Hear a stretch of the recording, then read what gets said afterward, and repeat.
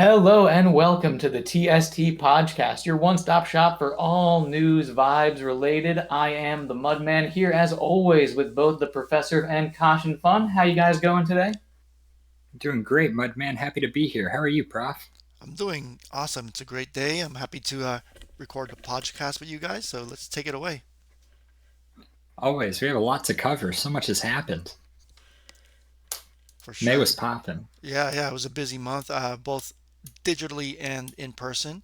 So I think let's start with digital. We have our season one recap, which ended towards the end of May there. What do you guys think of season one overall? I I thought it was okay. just okay. Yeah, I wish I did better.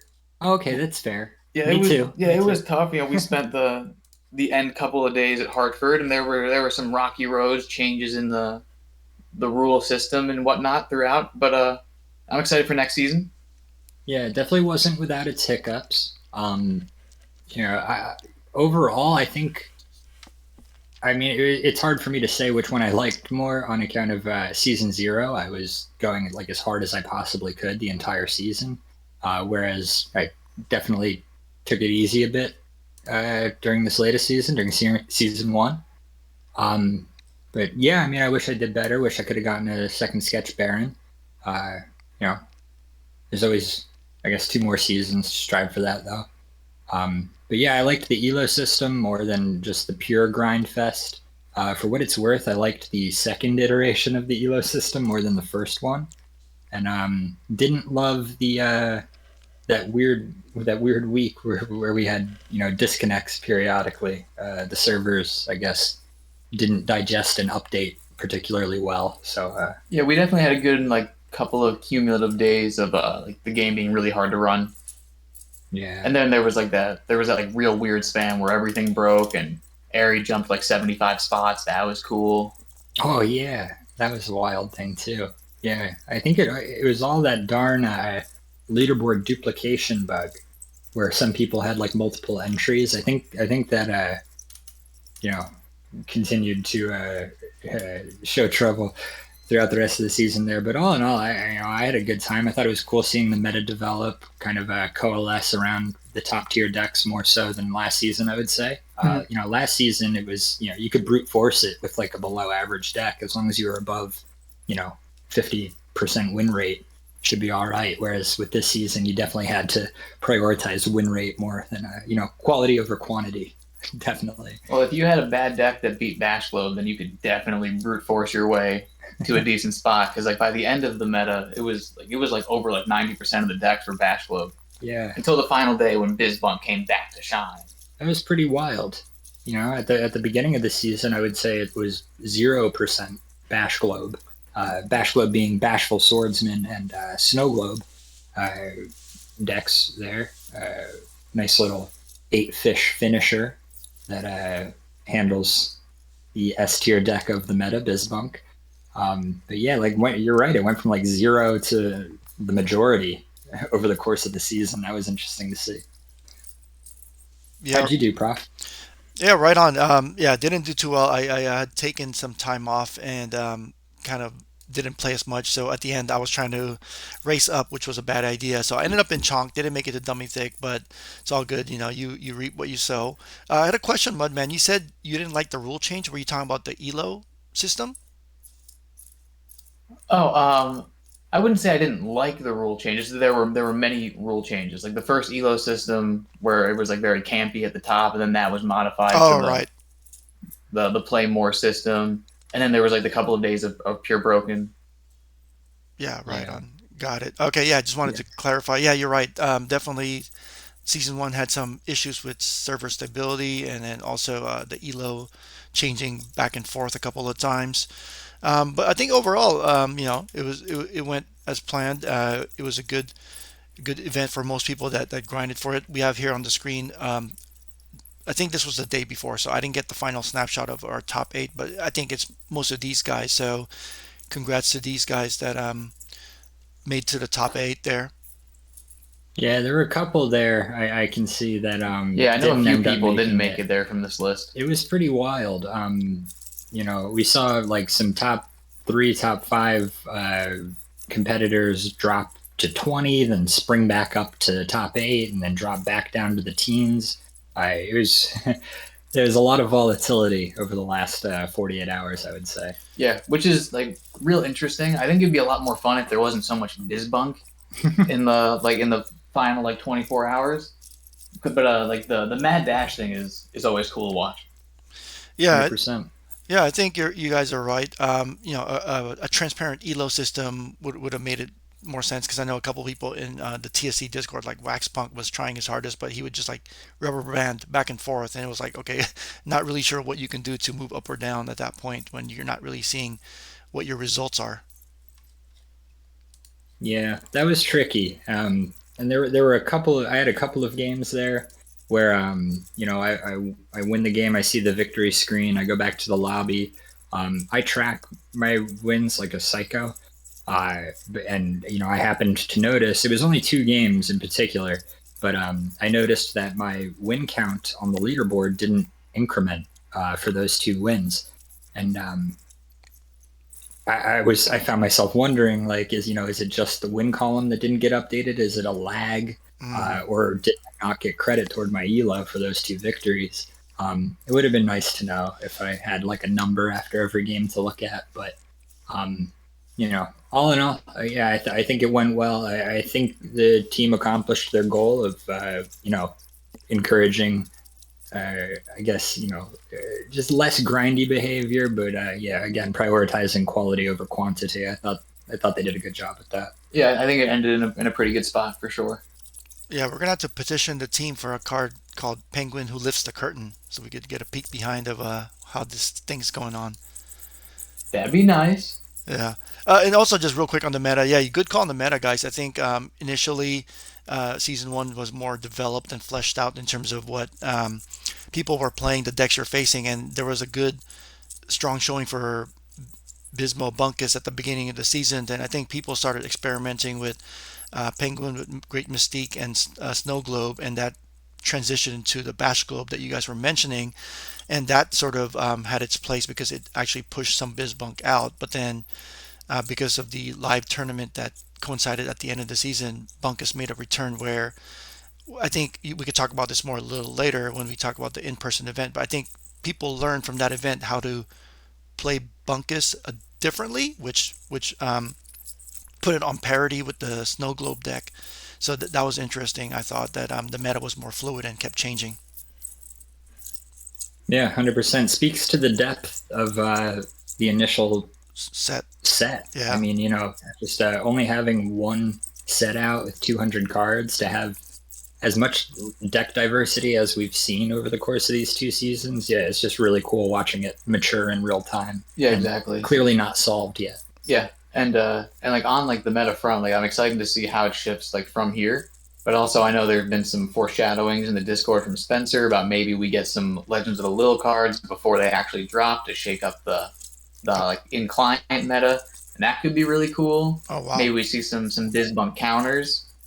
Yeah, maybe. I'm so excited. Yeah. Hey, you want to close out season 1 talking about the rewards real quick? Caution Fun. I believe if you just want to talk about what the season 1 finishers might get. Oh yeah, for sure. I mean, presumably, we haven't seen like an official announcement in case there's like some kind of different way they're divvying up the rewards from this season. But presumably it's still powered by Pengu. All right. Which always happy to accumulate more of the cutest meme coin on the market there. Also interesting to note that the price of the Pengu token has like at least doubled, nearly tripled since they did the distributions for season 0 rewards. So I'm wondering, like, did they get allocated a number of tokens that are set to be distributed, or is it a dollar equivalent of tokens? It would be really cool if the token numbers stayed the same, but the dollar value went up a bunch. Yeah, that'd be great. Be good for everybody involved. Also, they did it again.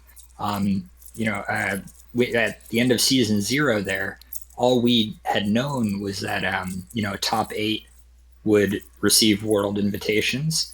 Everybody in Dummy Thick would receive championship points, and they surprised us there with the additional reward of the top 16 receiving Sketch Barons.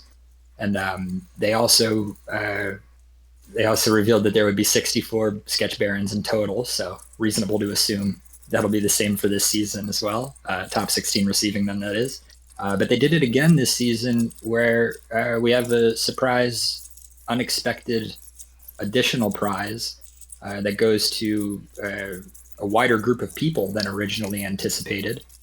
It looks like the top 40 finishers from season one will be receiving a tokenized CGC graded Van Eck Success Penguin promo card.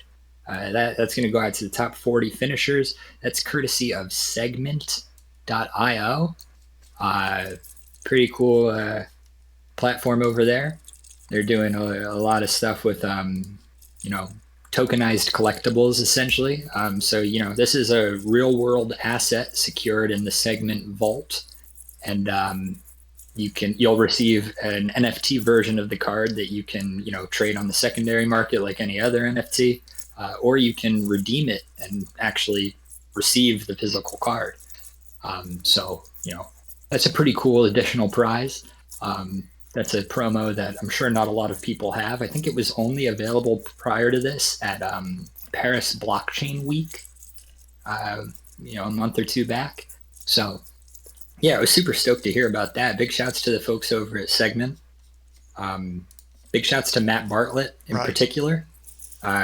He's the head of Web3 at Van Eck. Van Eck is the minds behind Segment. We got a chance to meet him at the event in Hartford. Super nice guy. He's got a bunch of really cool ideas regarding tokenized collectibles. Very tall guy. Super, super nice.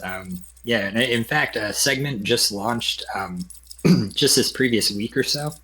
They launched an in-browser mini game. It's like a fishing style mini game featuring pudgy penguins. But within the game, you can win tokenized collectibles, including graded Vibes cards. So that's something cool, I guess. You can check that out at segment.io. Just very fun surprise. I'm interested to see how many people they cater to in seasons 2 and 3 if we just keep getting additional unexpected prizes. Yeah, I like winning things. Right, me too. Yeah, and the picture here that the team tweeted out about the Segment Success Penguin says graded 10. So I wonder if all 40 players are going to get a graded 10 one or whatnot. I'm not really too sure. I didn't follow it, but I'm just curious on that thing. That is interesting. I'd be shocked if they all got like flat gem mint 10s. I know CGC they have two different level of 10s. They have what they call pristine 10s. Mm-hmm. They have the gem mint 10s, and then from there, I believe it drops in increments of 1. So yeah, that would be interesting if top 10 got like pristine 10s, top 20 or 11 through 20 got like gem mint 10s, and then everybody else got like 9s or something. I don't know. Yeah, interesting. That's interesting though. Yeah, so we'll find out more in Q3 for that. And just closing out the season 1, just a quick note. I think most of the season 0 players received their playmats and barons already, which was great. Which could lead us straight to Hartford. There was definitely a lot to talk about there. We can see here this MVP guy in this orange beanie brought their season 0 playmat and got a shout out from the team. Yeah, I did bring the season 0 playmat. It was generally pretty good. Usually when there was like a discrepancy about the rules, people believed me. I think it's because of the playmat. That's true. There was one guy who was bummed on me for having played Vibes before that day. But mostly it was positive with the playmat. Right. That's awesome. Cool. So let's this is Hartford right here. We got pictures of superstars here. We got Mr. Caution Fun over here on the left, Mudman over here on the left, and Bonk here on the left. But I just noticed Mudman is the celebrity. We got him in Caution Fun's picture. We got him obviously in his own picture, and he's even in Bonk's picture. I'm in most of the pictures. Yeah, I think it's because of the hat. You're just Mr. Photogenic. I think it's just the hat. If you wear an orange cap to an event hosted by Orange Cap Games, yeah, you get in the pictures. Yeah. Absolutely. Yeah. And shout out. We also have community stalwarts. We got Lofty there in the Yeah. bottom right. Yeah. He made Bonk smile. Mm-hmm. It makes sense. Nicest guy in the world. It was super awesome to meet Lofty. The fella I'm playing against in my picture there is a TST Discord member. No, I'm not. Oh, okay. Who finished very strong in the tournament. I believe he top 10'd just outside the cut, but received a Worlds invite anyway through some sort of rule. So that was exciting. That was a really good game too. I did lose, but still a very fun one, nevertheless. My opponent is just a Magic player. Aw, poor guy. Yeah. So yeah. He's on the right path. Yeah. Well, speaking of Magic player, so I was watching the live stream, and they had mentioned there was a couple of Magic Pro Tour people or those aspiring to be in the Pro Tour that played in the Vibes tournament. So let's talk about your experience, guys. We could talk about whatever you guys want to talk about first, whether it's the special surprises and goodies or the actual event. Take it away. Well, before we get to like the big tournament, we arrived a day early, and there were a bunch of like side events and pre stuff. We both participated in the full box sealed event, All right. which was really fun. Everybody got their own sealed box. We had like 30 minutes to an hour to open all the packs, build our decks, and have like a little mini tournament. Yeah, that was really fun. Yeah, I opened a sketch card. That was cool. Yeah, first one, right? I think so. You want to spill the tea on which one it was? Yeah, I got Penguin Who Spills the Tea. Pretty cool. And I think it's going to be buffed pretty heavily in the Legends of the Lils set. Let's just say Roland didn't even know what it did. So I'm pretty sure they've been testing it. Congratulations. That's awesome. Thank you. Oh, man. Yeah. Yeah, the sealed box event was really fun though. I've never done anything like that. The most I had done up to that point was like 9 packs sealed, way back in the day with Magic the Gathering. But yeah, this is way different. 24 packs. Can actually build like a decently cohesive deck. A lot of people went with green plus like a flavor. But yeah, it was definitely really fun. And then what was the evening event? It was just constructed, right? Yeah, it was just constructed. Yep. But littler owned double prize rewards. Yeah. Didn't you take that one? I think so. I know I was undefeated. I think I was the only undefeated player. Yeah. But that was good. That got me a bunch of tickets, turned that into a bunch of packs. Yeah, that's awesome. Nice. I think the both of us there, I think we managed to make for a winning record in all 3 events we played. No. Yes, definitely. Yeah, so that did the old ego okay. Yeah, that was nice. I like that. Winning's fun, but yeah, it was Saturday was I would say a much more casual vibe than the morning of the tournament. Definitely some more nerves on Sunday morning, but yeah, I mean everything went super smoothly. Big shouts, real quick, like super priority. The lead judge for all of the Vibes events was a fella named Sashi. Big shout outs to Sashi. That is an exemplary trading card game judge. Yeah, just he was super so nice guy, nicest guy in the world. Infinite patience. Yep, knew the rules front and back, and knew when to be firm. It was an awesome day, in no small part to him. Thanks to him there.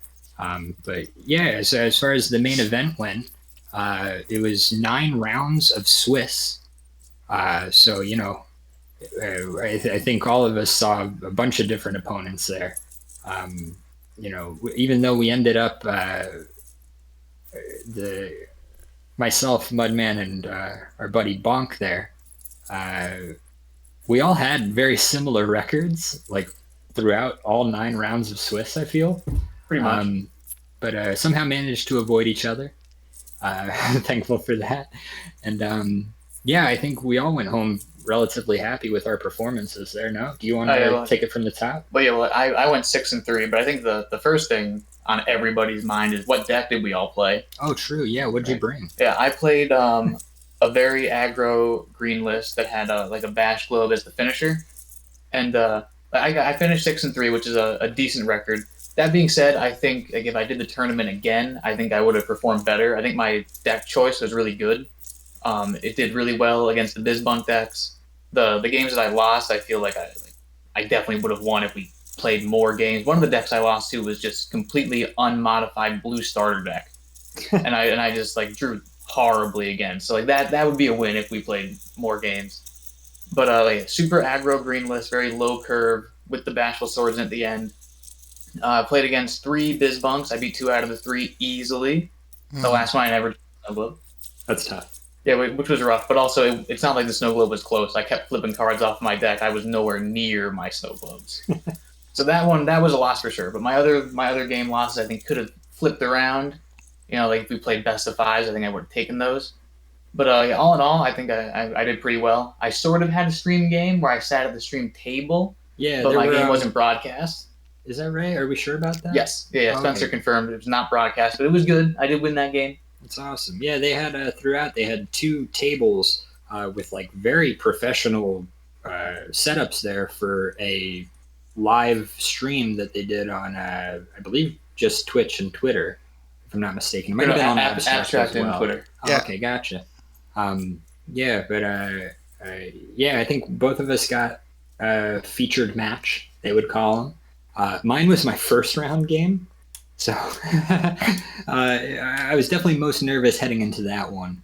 But yeah, but it's interesting what you say though about the best of ones, you know, resulting in some yeah, just you know, a lot of variance. You know, starter blue can beat, you know, optimized green deck, but yeah, that being said, I don't think best of 3 is realistic. It would have taken years. It would have at least had to be a 2-day event with best of 3. Yeah, that's fair.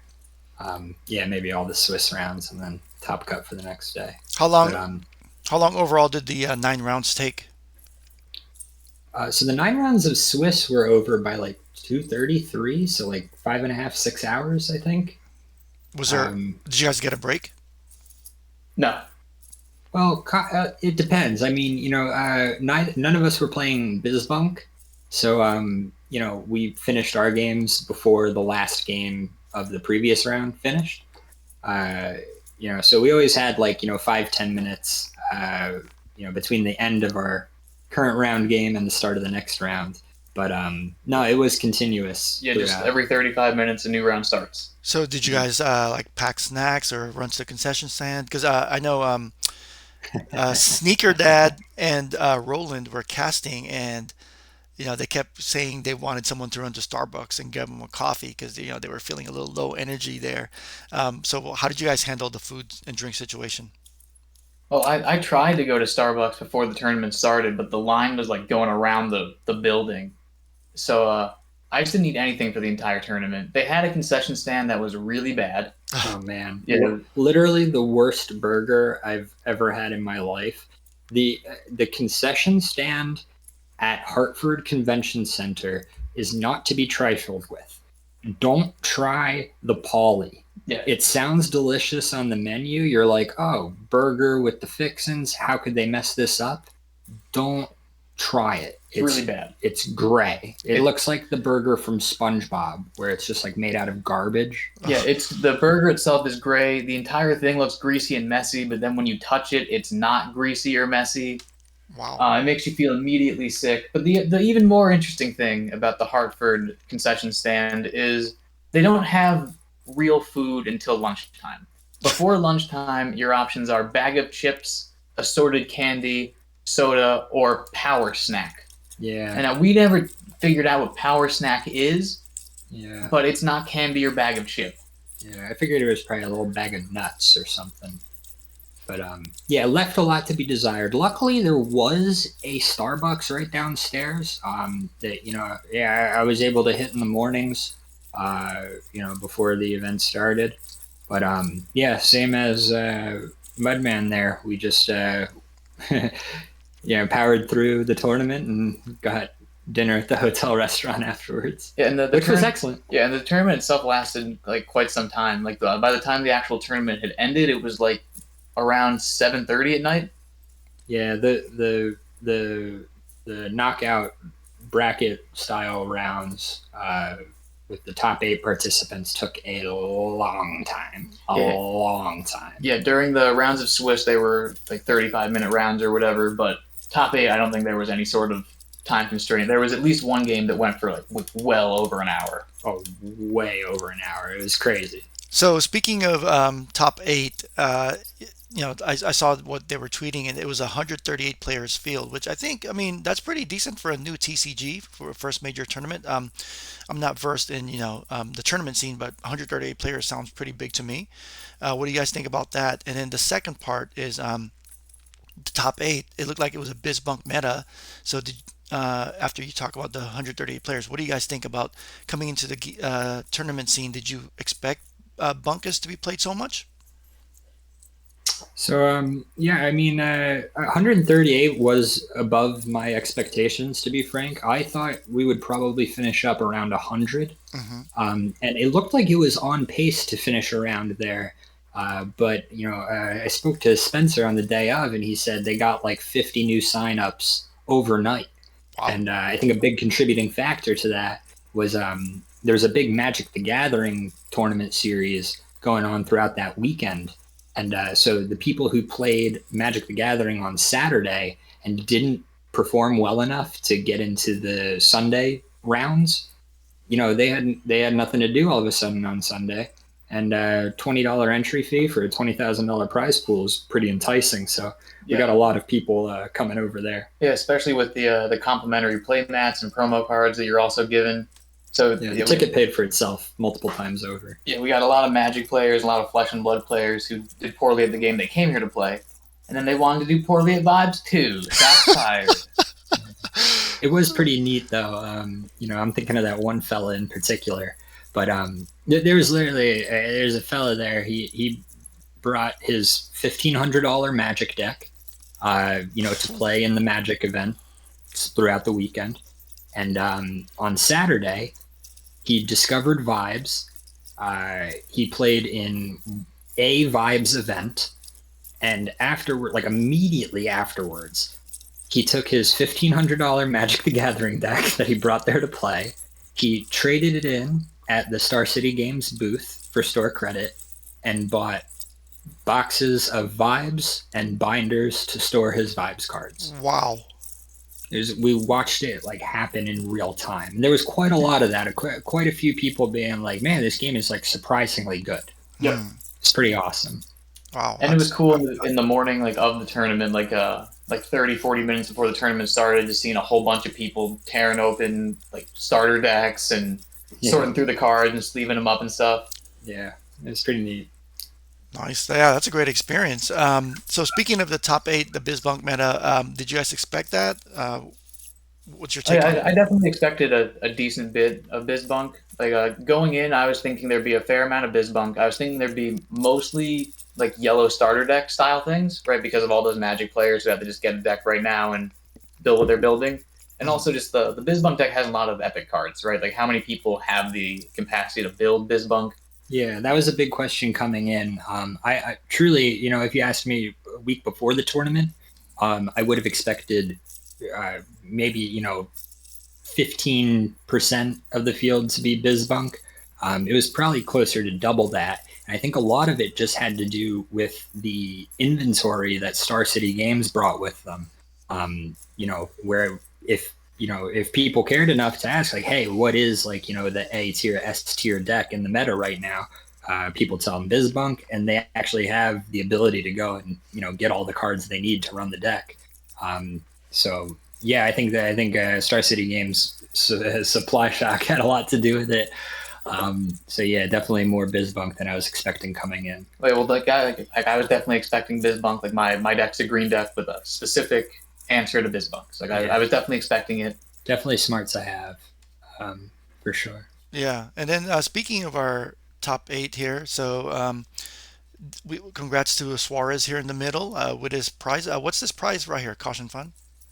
That is an uncut sheet of Vibes cards. That is the first uncut sheet from the original print run to make it into the public. So that's what Spencer said, so that implies they probably have a couple at the OCAP Games offices there.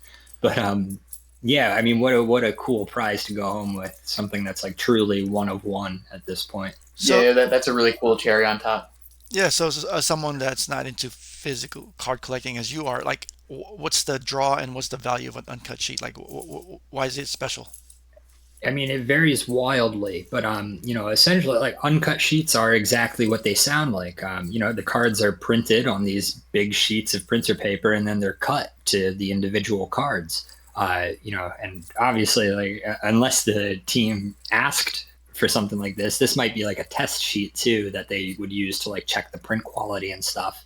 Um, you know, they're just generally not supposed to make it out into the public. Ah, So, historically, in other, trading card games with more robust secondary markets, uncut sheets can command some eye-watering prices for sure. yeah, yeah, that looks amazing. So basically, those are cards that are just all still in one big page, and they just didn't get cut up. Exactly. Nice, nice. And so here on our left, we have our what is this guy called the Pengu? They referenced him in the picture a couple times. What's Yeah. his name is Pengu? Yeah, that's the penguin. Yep. Okay, He okay. was there. Oh, so speaking of Pengu, did you guys feel there was a strong Pudgy Penguins community presence, or was it more just card nerds? So I would say it was definitely like majority card players. There were some people from the Pudgy community there, and I mean, all I can say about that is just the Pudgy community is built different. Um, every single person just so nice and like just a generally good hang. Just like on average, I would say like the average Pudgy participant was just like a very cool person. Yeah, everybody was really nice, and the penguin in general being there is like kind of a big deal. There's no like magic mascot or flesh and blood mascot bouncing around. Yeah, Yeah, it's yeah. The IP is probably cuter than yours. It's definitely a pretty powerful yeah, Oh well, yeah, selling well statement definitely there. in like a room full of like gritty games like Magic the Gathering and Flesh and Blood. Yeah, yeah. yeah. Were you Interesting dichotomy. yeah, were you able to give the penguin a hug, Mudman? I didn't give him a hug. I took a picture next to the penguin, which was very exciting. I was afraid I wasn't going to get a picture because I was with Bonk when he got his picture, and I just had a very unfortunate loss. And I was very bummed. And I was like, I'm not getting a picture when I'm this bummed. But luckily, my next game was a great victory. So then I got my picture. Okay. Smart. Yeah, nice, nice. And speaking of our top eight here, you guys recognize anyone? Want to shout them out? Yeah, on the bottom row there on the left, that is Tom from To the Moon Cards. Big shouts to the Moon Cards. I've gotten some playmats from there. I got some keychains from there. Super nice guy. I've seen him at every single uh, Vibes event that I've been able to attend. Yeah, and he's always really nice at all the events. Yep, absolutely. And also always tends to perform pretty well. He was in the semifinals at the Cherry Hill 1K, right? Yep. Yeah, so it makes sense that we see him in the top eight. And then next to him is Random Jobber. Yep. Uh, Possibly the nicest guy in the world. I'd have to fact check that. Yeah, he was after he the was also episode really there. nice. Yeah, just a really good dude. Really, really good card player. Drove all And, the way over here on short notice. Yeah, the airlines almost got him, but he managed to make it in and managed to take top eight. Got the world's invite. Super stoked to Nice. see him there. Yeah, and with him in particular, he did so well during the round of Swiss, went fully undefeated to the point where he was able to just scoop his last game, say, "Hey, I don't care, you can take the dub," and he still got top eight. I worked my hardest every game, didn't get top eight. He said, "Nah, I don't need that game." Yeah, I'm gonna take a breather. Smart, but yeah, awesome performance from the both of them there. And then on the right, a couple new friends there. On the far right there is Gooey. Okay. His in-game name is GUI. So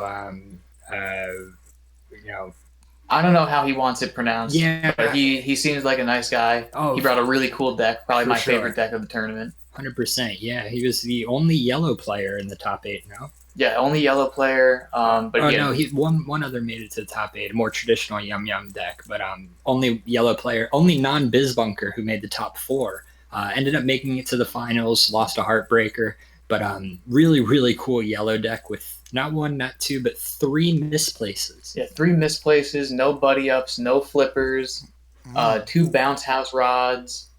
It just real interesting. Goes all in on the big extrovert, and of course the misplaces to stop all the biz bunks, except for that last biz bunk, of course. Yeah, nothing you can do when they draw the nuts. But yeah, and then the fellas next to him there, I want to say Ceruleus is the top fella, the burlier looking fella, and the fella in the Slytherin hoodie there is Manton. Manton, yeah.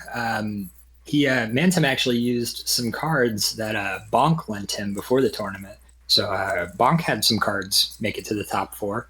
But Ceruleus and Manton, they are like they're buddies from other card games. I think they both play Magic, and they tested with each other, and they ended up building a Bizbunk deck together that they both piloted the exact same list, and they both made it to the top 4. So pretty cool to get that kind of validation on your first competitive Vibes attempt, no? Yeah, 2 for 2. Yeah, for real. Pretty awesome. But yeah, and then Suarez, our champion on the left there, is an employee at Star City Games. Big thank you to Suarez for helping me find not 1 but 2 cards that I was looking for my personal collection. Every interaction I had with them, again, came away thinking the same thing I came away thinking with most interactions. It's just, man, everybody's so nice, so cool. Also just, yeah, really, really, really good player. All right. Who I don't. Yep, the other 2, they were there. I'm sure they're nice. Yeah, they were good, and it made it to the top 8, so they've got skills. And just real quick, we have here the tokenized Van Eck that you were talking about earlier, so showing that right there. Anything else about Hartford? Just such a blast. Just big thank you to the team for. I mean, not only the usual suspects. We saw Spencer, Elliot, Claire was there, a bunch of other folks from the team, Nick, Mark, all of them. Everybody just did an excellent job making everybody feel welcome, making sure everything ran smoothly. Yeah, but the people from the community, I think that was like one of the cooler takeaways. Like hanging out with Tugs the whole time. Tugs was really cool. 100%. Like finally meeting Rock Metal, meeting Laffy, of course, was awesome. Laffy was super nice. Also, Laffy's wife was there. Yep. Yeah, just everybody was. You never know, right? You have these people that you're friends with on the line for years, and just meeting them in person, there's always there's some amount of uncertainty, but it's just everybody just exceeding it works out really well in all ways. It was just great. So many cool faces. Awesome. Yeah, it's great to hear. And I think part of going to conventions is walking away with some loot. You guys talked about some of the play mats. What else? Promo cards. What else did you guys snag from the event? Yeah.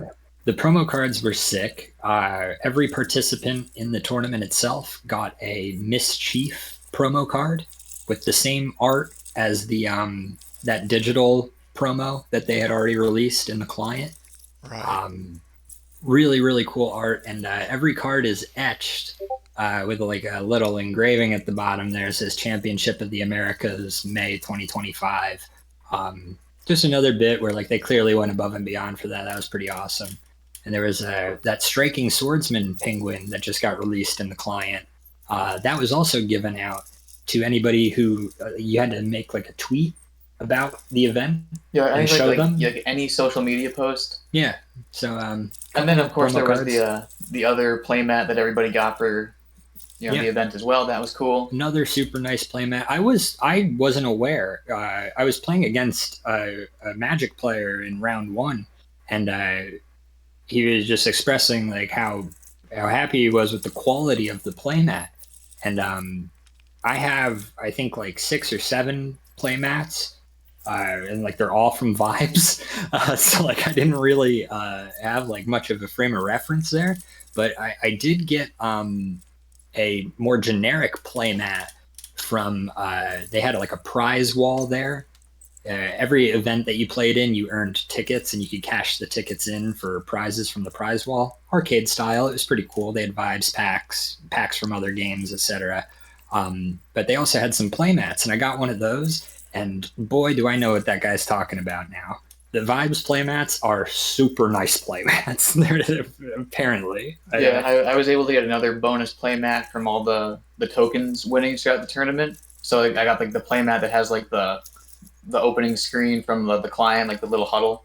Like that was really cool. And yeah, like Caution said, I was real stoked on him buying that poorer quality playmat because that was like the only thing that I was like halfway bummed about with the Vibes team, where I was like, man, the playmats they're selling seem like wildly overpriced. It's like twice the price as all the other playmats, but it's also like 3 times as thick. Yeah, Right. yeah, and like actually stitched. Yeah, it was uh, worthwhile, I guess. Quality over quantity again. Yeah. But yeah, that was awesome. They also sold a bunch of merch there.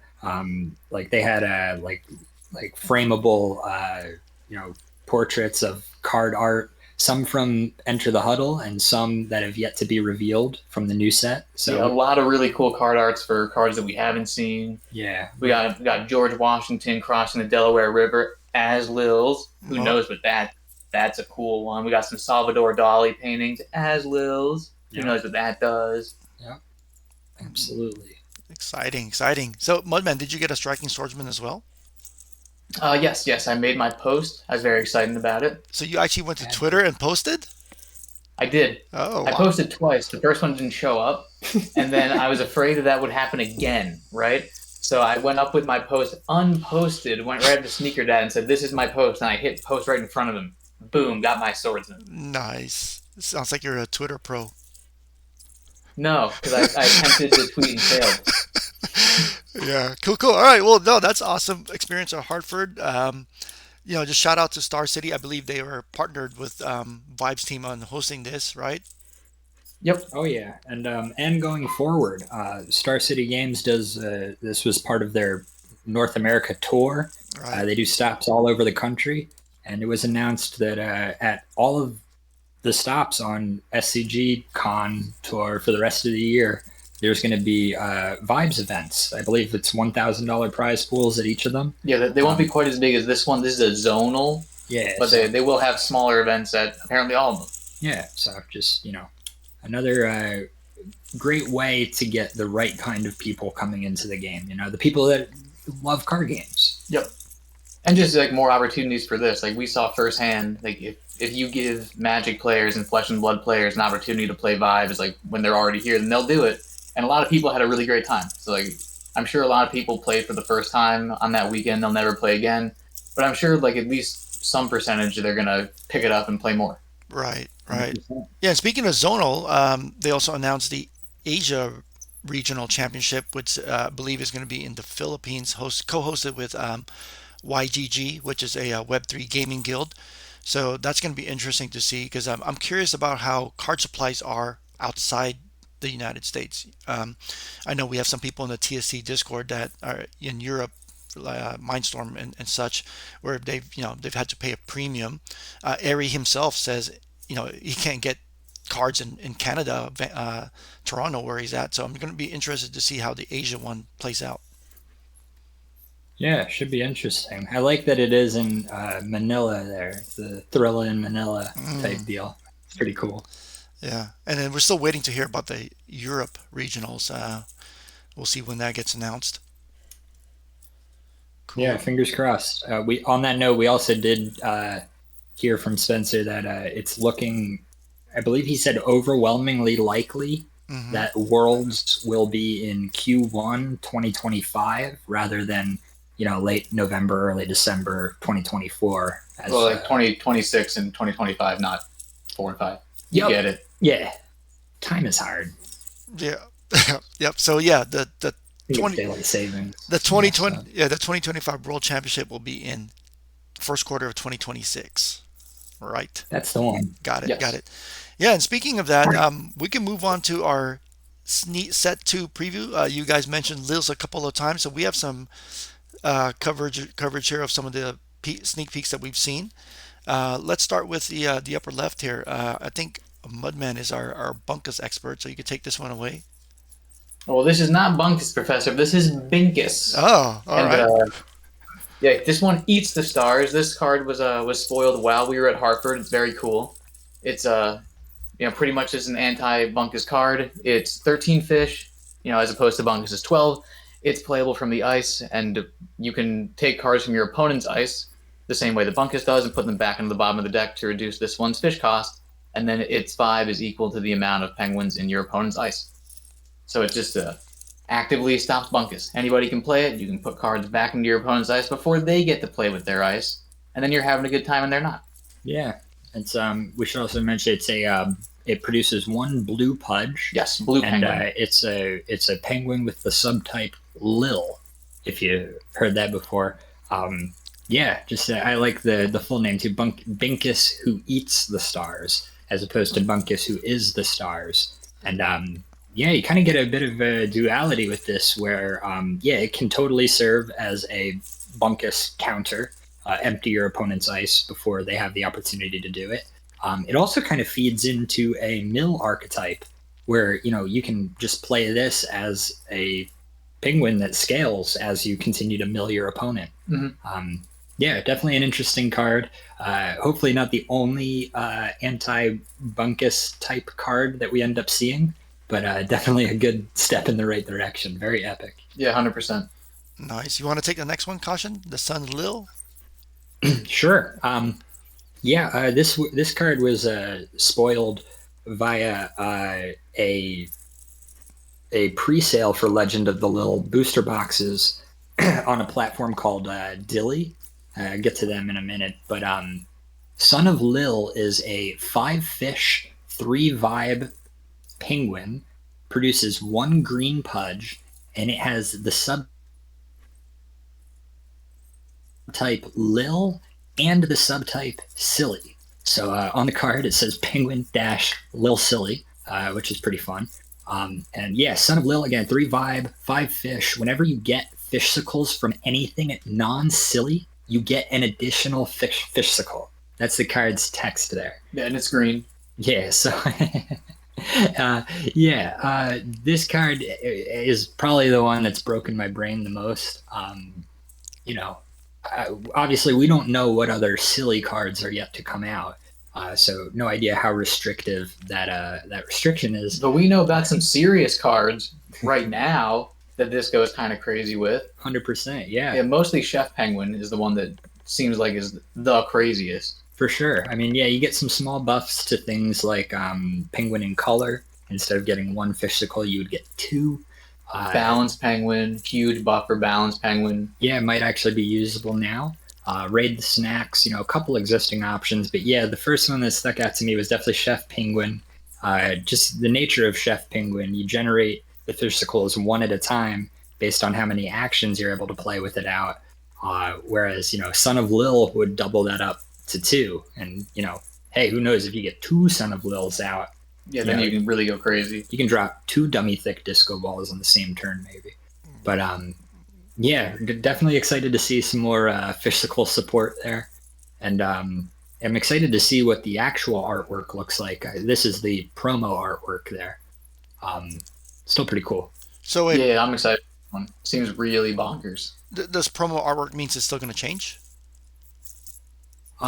Just promo artwork meaning like similar to how they have the promo cards from Enter the Huddle cards, just alternate arts. Oh, so this is the unique version. Pardon? This is the unique alternate version. This is not what the regular. Yes. Oh, got it. This card is exclusive to those who participated in the Legend of the Lils booster box pre-order on Dilly.io. Got it. For those who aren't aware, Dilly is a similar platform to Segment in that they're doing some cool stuff with tokenized collectibles, tokenized real world assets. They have like digital gotcha machines. They do like box breaks on there where they then tokenize the cards that are pulled, and they can be traded as NFTs or redeemed for the physical collectible. And they ran the first exclusive pre-order for Legend of the Lils booster boxes. While we were at Hartford, funny enough, I had to get my laptop from the hotel and participate in the in the pre-order there. But yeah, they were selling 500 booster boxes of Legend of the Lils, and you purchase the NFT.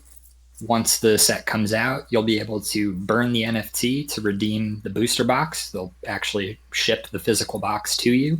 And for each box that you purchase and redeem through Dilly, you get a Son of Lil promo card. Got it. This is the art that we're seeing there. Yeah, there were 500 available. They sold out in 24 hours. They do have a secondary market there. I'm not sure how many are available for trade, but yeah, if you feel compelled, you can pick up an early box of Legend of the Lils on Dilly.io. Again, it's DYLI, pronounced Dilly. It's an acronym. It stands for Do You Like It? Fun fact. I found that out today. And while we're on the subject, big shouts, another fellow we met at Hartford. He goes by Pops, a.k.a. Pudgy Pops 777 on Twitter there. He is the quote-unquote director of Vibes at Dilly.io. And another super nice guy, super fun hang. Yeah, he was really cool. Mr. Cleanup Good. He's the penguin on Cleanup Good. Yep, yeah, his penguin once featured on Cleanup Good. That was pretty awesome to hear. Thank you, Pudgy Pops, for the tokenized promo cards. Really looking forward to it. RD. All right, but let's get back to the new cards. Professor, we've got one. You want to lead the way? I was going to save myself for Wizard of the Deep because that one didn't have any text. I'll let you guys take the other ones. But just real quick, how much the pre-order of the little booster boxes, is it the same price as the original set? No, and I'm not sure if that was so Enter the Huddle booster boxes MSRP is $144, I believe. Yep. Whereas the Legend of the Lils booster boxes during the Dilly pre-order anyways, they were $120 each. So I'm not sure if that's like a 20% off like pre-order discount, or if that's just going to be if instead of $6 per pack, Legend of the Lils is going to be $5 per pack. Not 100% sure, but yeah, they're $120 during the pre-order. Got it. And okay, fine, I'll take this one. Flip a Flapjack action card. It's a red and blue, so it requires one red Pudge and one blue Pudge. The text says, choose a Lil with vibe of 1, return it to its owner's hand, and draw a card. So it looks like it's a little bit of board disruption, but you could do it for either for you to run a combo or get additional benefits from your own Lil, or send a card from your opponent's huddle back to their card. What do you guys think with a cost of one red and one blue? Does that seem expensive to you? I mean, everything's relative, right? But for the effect, as it currently reads, I would say yes, definitely. This seems like a lot of trouble for like not a ton of benefit. I mean, maybe there's a Lil with vibe 1 that you would want to play in this kind of deck and bounce back to your own hand. Then I can see it being decent. But if you're trying to bounce one of your opponent's penguins, yeah, that seems like a tough ask. Yeah, I mean, it's restricted to Lils, and it has to be vibe 1. So, not a rod anymore counters it. Yeah. Inspiring Story counters it. Yeah, it's a dead card with Inspiring Story. Yeah. So, yeah, definitely tough. I mean, if you can pull it off, bounce something from your opponent's side of the huddle, and also draw a card, that's great. Yeah, I think that'll happen very rarely. Yeah, exactly. Yeah, if it sees play, ask. It's got to be with a Lil that you want to play with, like a strong Enter the Huddle effect. But we haven't seen that yet. Yeah. So it's hard to evaluate currently, but right now it looks pretty lackluster. Yeah. TBD, but yeah, leaning lackluster. And just real quick, Mudman, what's the difference between a flapjack and a pancake? Because this is a pancake to me. I didn't think there was. I thought it was just like where you live, like a pop soda situation. Okay. Yeah. Regional. Tomato. Yeah. All right. You guys want to take the next two? I'll take Toss Up. Sure. So Toss Up is another action. This one costs one red Pudge, and that's it. The text says, flip a coin. If heads, draw a card. If tails, return this action to your hand. This one seems really good. This card seems bonkers. This card seems so good. I'm trying to figure out how it's not amazing. Yeah, like the Chef Penguin stocks rising even further. Son of a Lil, Chef Penguin plus this. Just keep hitting tails and just get infinite rods. I mean, yeah. Start going crazy. Insomniac Penguin lets you spam this over and over. Peace Out Penguin, easy activation, no downside really. Just get a little lucky and you need this and drop an attention and that's it. Board cleared. 100%. I mean, yeah, this card seems really, really crazy. It's an easy to play action that also always replaces itself. It turns on Peace Out Penguin. It turns on the Have an Encore. It's just like red wants playable actions, and this costs 1, and there's no downside. Yeah, always replaces itself. If you hit tails, like from my perspective, it seems like tails is better most of the time. It's wild, but yeah, it is. Literally, there's just no downside. It's hard to find a downside. Yeah, it's really good. Seems awesome. Yeah, for sure. Like you get the discard back, or if not, at least you get a new card from your deck. 100%. Yeah, like drawing is great in Vibes. Not that many cards draw. I think every color would pay 1 punch to draw a card. And this, if it goes poorly, it's great. You're red and you have more cheap actions to play, and red wants to play cheap actions. Yeah. Yeah. All right, really, Matt, really good. You want to take the burrito? Yeah, our next one is Build a Burrito, and this is a green and purple action. 1 green, 1 purple. And you choose an action card, cancel it, and then you put it on top of the owner's deck. This seems like a pretty good card, realistically. I don't know how realistic it's going to be to play green with purple. I imagine purple gets like a pretty big facelift, so to speak, in the Legends of the Lils. I imagine they can't just keep going down the Bizbunk rabbit hole. They're going to have to do something new. So maybe green will synergize better with purple in the future. But like we know from this meta, like Spring of Leak was like pretty meta defining. The canceling actions is really good, and putting a card on the owner's deck is also super interesting.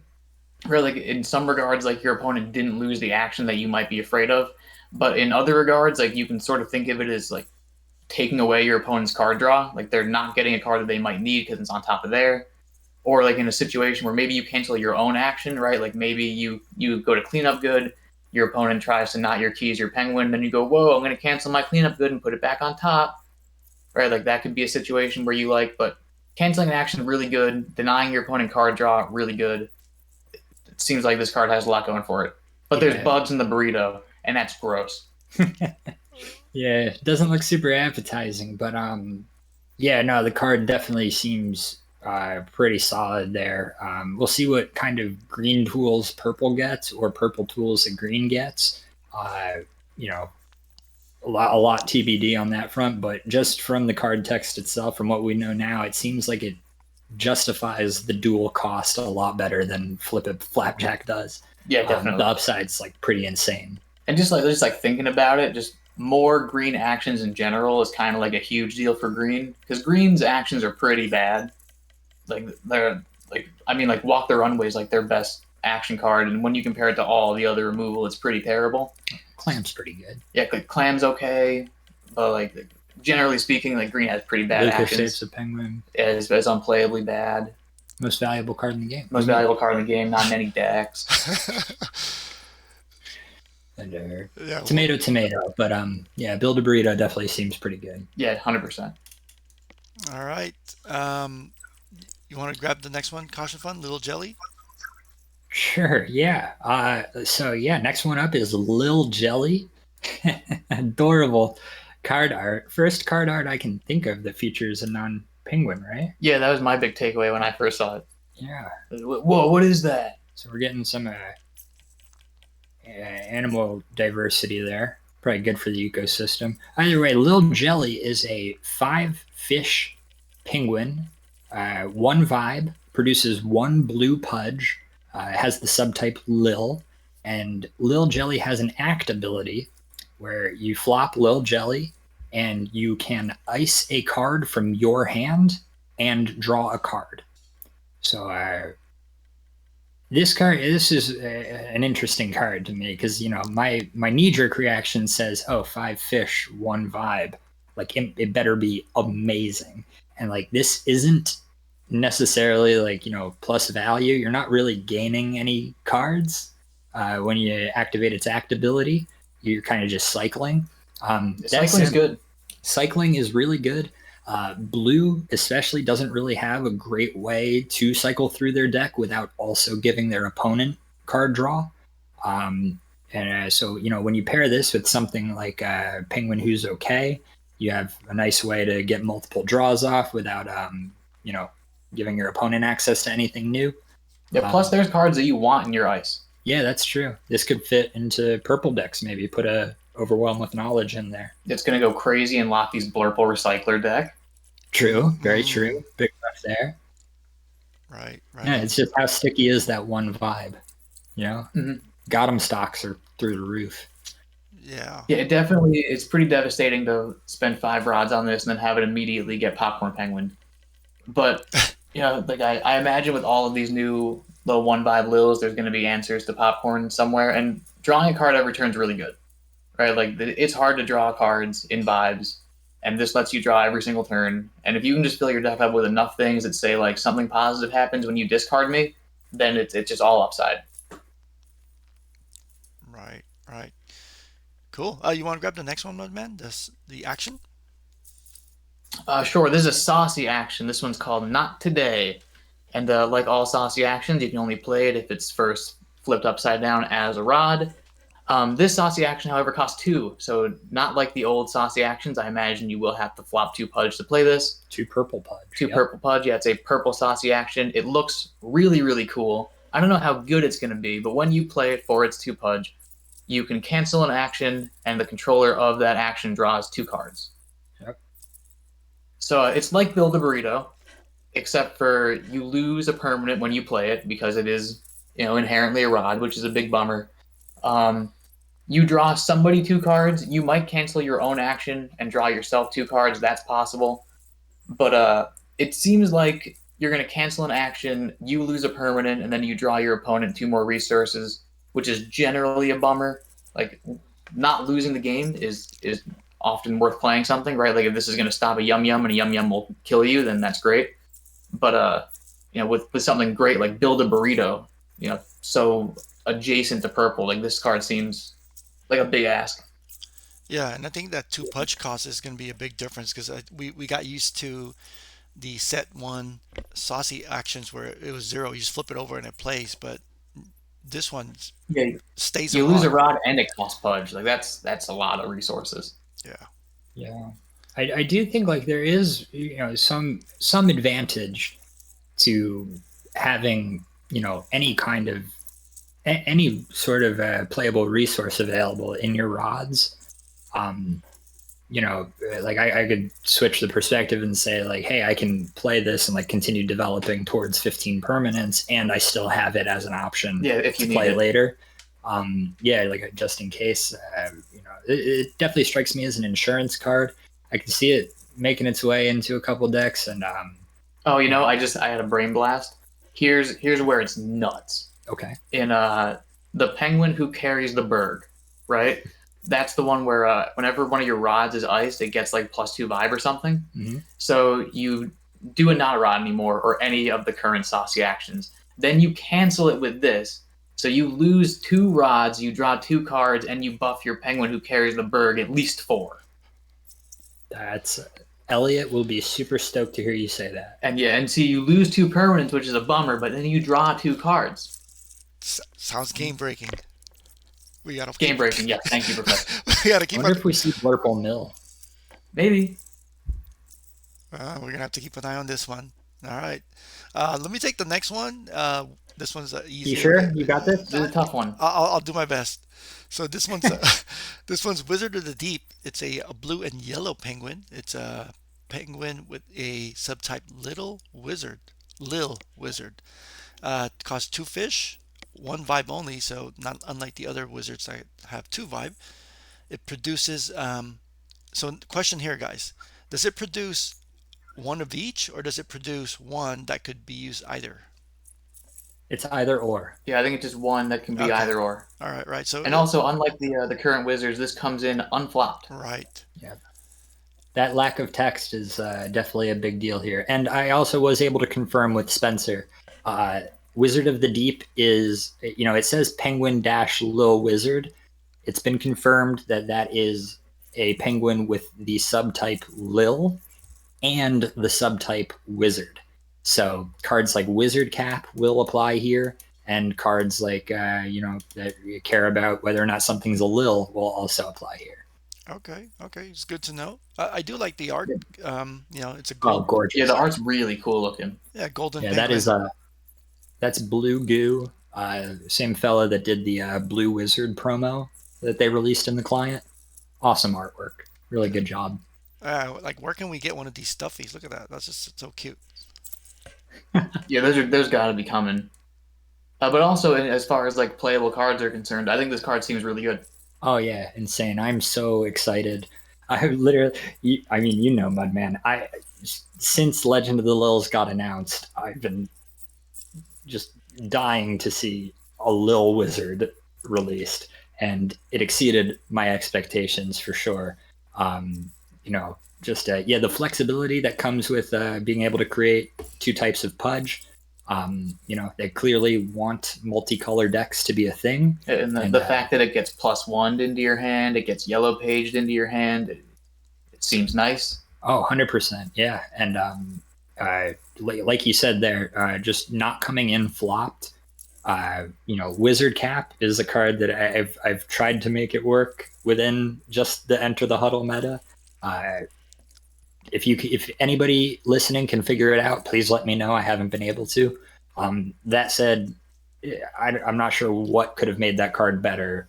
Well, like Wizard Cap plus these little wizards is like a big deal. It's insane, right? Like, if you have a Wizard Cap on the board and just one Wizard of the Deep, then pretty much all the good blue actions you have access to. 100%, yeah. And don't get me started on if you have two Wizard Caps on board. 3 blue or 3 yellow pudge. Yeah, immediately per instant speed. Yeah, really good. That's awesome. It also this goes a ways towards making good on my prediction that Prepare for a Wild Night. Well, it'll be at its best in a non-mono yellow deck. Yellow blue. Well, that's the whole point of the Wild Night is it doesn't say yellow actions, it says any action. Yep, and I can think of some cool blue actions I would be wanting to draw off of that for sure. Mm-hmm. Nice. We might see a really strong control deck out of that. Oh, interesting. All right. Well, yeah, we'll definitely see what brews up when the set comes out and is released. This looks like this might be our last card. You want to grab this one, Mudman? Sure. This one is a cheeky side quest. We have a purple action. It costs 3 pudge. You choose a location. Then you search your deck for a location with fish cost 1 greater than the chosen location's fish cost, and you put that into play. Then shuffle your deck. So we don't know what locations are. That being said, this is like a tutored card draw effect, so it's probably good. We've said it like 5 times throughout this little card review that drawing cards is rare and good in Vibes, and this draws you a card that you get to choose. So it's probably good, assuming that locations are good. Yeah. I mean, this card is, a lot of these cards, again, it's hard to determine just how good they're going to be without, full context. This one especially so, because we don't know anything about any locations. That said, like based off of what we do know, if locations were to work in that, like they can count as a permanent for you, this card is like broken good, unless I can't imagine like what the fish costs of locations would have to be to make this bad in that scenario. Just like thinking about like if you pull it off, of course, you thin out your deck. You can replace something that maybe you don't like with something that you probably do like. Puts it into play at instant speed. I mean, and you shuffle your deck. Shuffling your deck is rare and powerful in Vibes. Yeah, 100%. I can't I feel like locations can't be that expensive in terms of fish cost, or else this would just be like way, way, way too good. Like if you can get like a 5 or 6 fish anything out, at like action speed Yeah, that could be very for good. Pudge. Like that seems insane. Yeah, like maybe locations don't count as a permanent. Who knows? Maybe since it's like a shared, if it's like a shared location, maybe it's not a permanent. But like the only way I see this card being bad is if all locations are bad, Yeah. or if like for whatever reason purple has like anti synergy with locations. Yeah, or like only the lower cost ones are good in purple. I'm not sure. Even if only like the only way that would be a thing is if like only the 1-cost ones were good and like not a single 2-cost one was good. But even if you are cheating like 1 rod's worth of stuff, cheating anything is good. Yeah, 100%. Thinning out your deck. Yeah, seems. This one definitely, I think, has like the lowest potential floor and highest potential ceiling out of the cards that we've seen so far. Yeah, probably. It seems really good. Or the greatest disparity between the ceiling and floor. I guess like the little jelly penguin could be really great. Maybe they produce more blue cards that say like when this goes to the ice. Or when this draws. Yeah, like, yeah, who knows? Yeah. But yeah, Cheeky Side Quest, definitely heavy TBD, all caps. Yeah, I think from the cards we've spoiled on the podcast, one of our biggest questions has been the location. That's still a mystery, so we're waiting patiently to when we could actually see what a location is, hopefully, right? Oh, yeah. Yeah, can't wait. Yeah, it's nice. Any day now, hopefully. Yeah, I mean, I kind of wish we had a location to, spoil on the podcast here. Yeah. Well, it's a shame, but we do have something, no? Well, yeah. I don't know, maybe. I was going to ask, like, I think we're almost wrapped up, but do we have anything else we could spoil or share here? What do you think, Caution Fun? Yes, we do. Big shouts, Claire. You're the best. Thank you to Claire for bestowing the honor upon us here at the TST Podgecast. Only by Claire's good graces, we have an exclusive, brand new spoiler here. I'm so stoked. Do you mind if I take this one, fellas? Yeah, go for it. Alrighty. So this fella we have here is a 2-fish, 1 vibe penguin who produces 1 purple pudge. The name is Penguin Who Quakes. And notice I just said penguin, not a lil penguin. Yeah, regular sized penguin. Yep, just a penguin, not a lil here. And the text reads, when this penguin enters the huddle, reveal the top card of your deck. If it's a relic card with fish cost 4 or less, draw it. If not, put it on the bottom of your deck. Number 99 out of 200. Rare. Yeah, so it's like a little +1 penguin, but just for relics.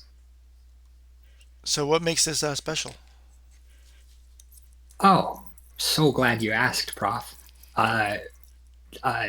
This card features a penguin, Pudgy Penguin 8571, which is my one and only Pudgy Penguin. There, this is I'm like so gay. I'm so stoked on this. I haven't really found the words to describe it. Just very thankful to the team for choosing my card there.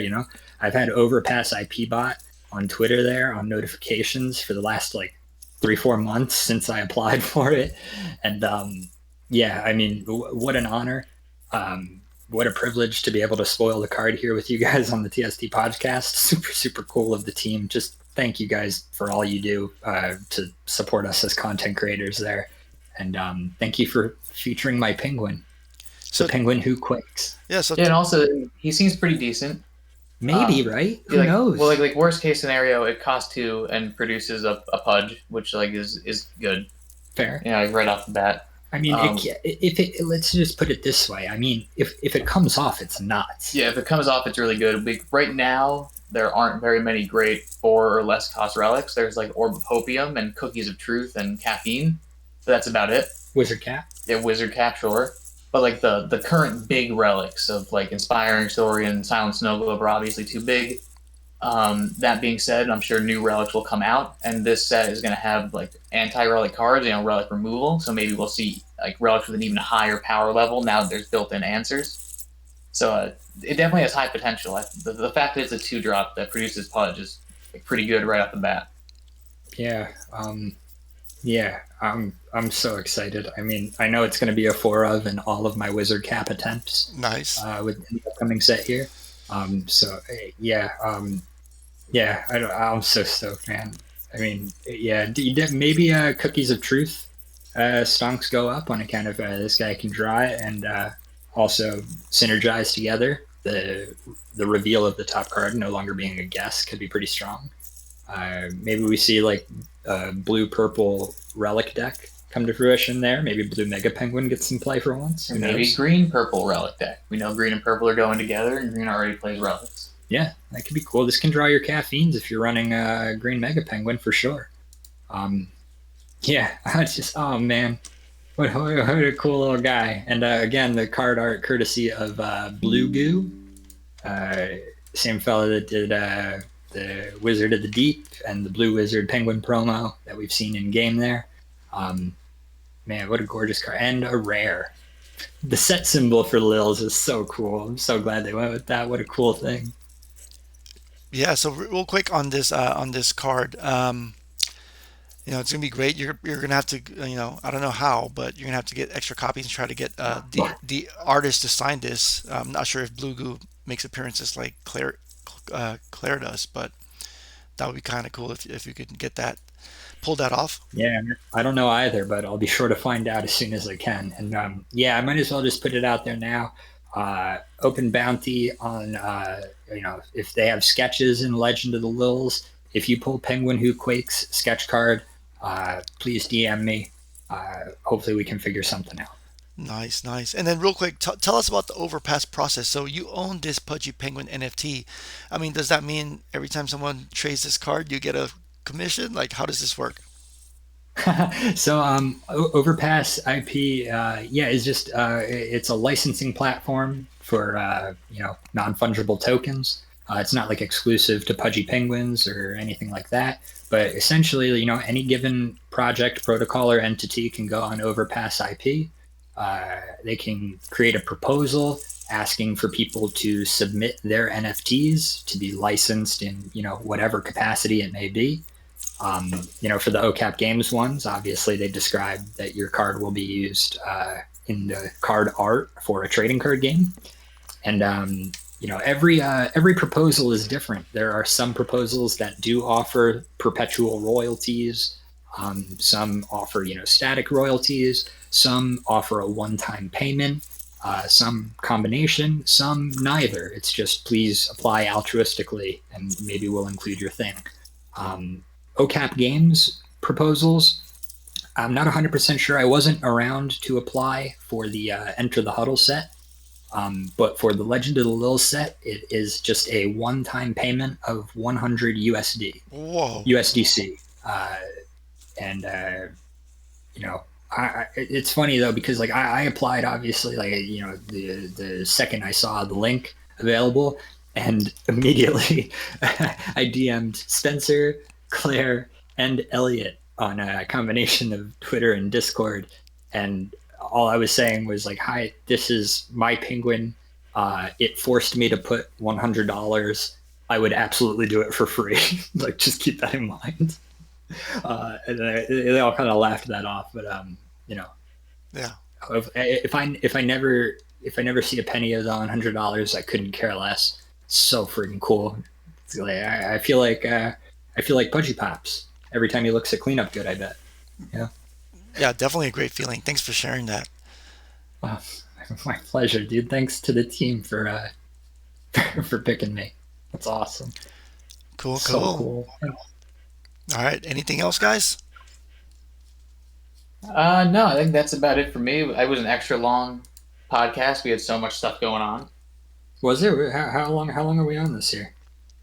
Yeah, we're at Hour 20? yeah, Lord. yeah. Definitely some good stuff. So worth it. Hopefully, everyone that listens to this and watches it feels like they were part of the action at Hartford, getting excited for the sneak peeks that we've been getting for set two, and just Oh yeah, I did. I was gonna mention how I did at the main event at the Hartford tournament. Yeah, how'd you do? I brought yellow, no tech version of Yellow Yum Yum. I I thought I think I played very well. I ended up going 5-4, but luckily my losses were against just a lot of people in like the top 20. So after a tiebreaker, there were like 30, 40 people who finished 5-4. But I had the best or the second best tiebreakers of the bunch, which was enough to get me 30th place. So I got that top 32 cut, made the money. And yeah, just generally had an awesome time. Every single game was awesome, well, actually, with the exception of one. Um, I did run into one issue in one of my rounds, uh, which is such a shame, man. Such a shame. It was an awesome game, great back and forth, uh, and uh, when it came down to it, during one of the last rounds, one of I think it was cycle 7 or 8. It was pretty clear that like one of us was either going to win this turn or the next turn. And prior to the action phase, I asked my opponent how many cards they had in their hand, and they said one. So I played one of my cards. They played a card from their hand, and then they still had a card in their hand. And I was like, "Didn't you just tell me you had one card in your hand?" And never the Sashi came over, asked him why he told me that. We didn't get an answer. So Sashi ended up going with what I perceived to be a fair ruling. I was able to get the win after that, and yeah, just disappointing. Like it was such an amazing game up to that point, and then it was just like blindsided by like just basically, if you're going to show up at a physical card game tournament and your opponent asks you a question, just make sure before you answer. Uh, you know, just for everybody's sake.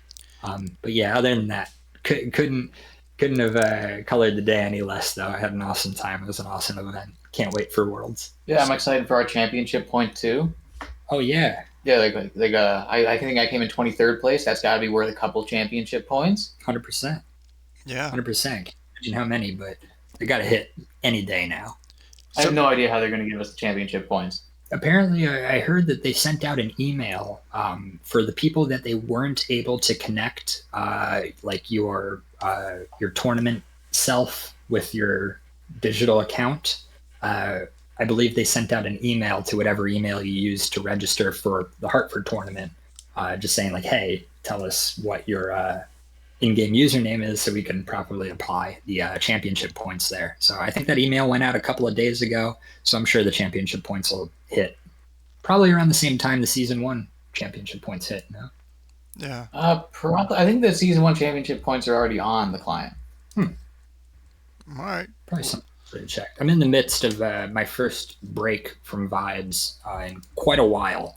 I have not played yet this season, doing a self-mandated 2-week break from playing the game any kind of competitively. Just give my mind some time to refresh. I'm undefeated on the day, if you were wondering. It's awesome, man. Congrats. And that 2-0, same guy, crushed him both times. Yeah. Nice. Oh, so okay, yeah, the pro points have been updated with the season 1 totals. Okay, interesting. So. Hey, just real quick, back to that experience you shared. What's the impact of your opponents misstating the number of cards in their hand? How did that impact the decision?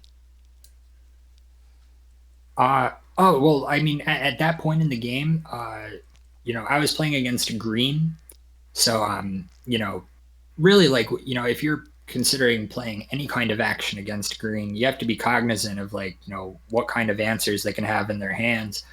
I was ahead enough on board to where like I couldn't think of a single card that he could have that would prevent me from winning that turn. That said, if you have access to 2 cards, he had enough pudge on board to where that opens up a whole nother realm of paths and possibilities. Just something as simple as like if your opponent has 1 walk the runway versus potentially 2, right? Something as simple as that can completely change the strategy you end up going with. And just you have to be honest about those things. Yeah, you have to. Got it. No, that makes sense. Thanks for clarifying that. Oh, of course. Alrighty, alrighty.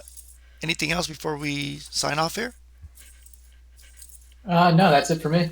Thanks for listening, everybody, and thanks, Prof, for putting all this together. As always, appreciate you. Yeah, my pleasure. Thank you both. Appreciate the time in the chat.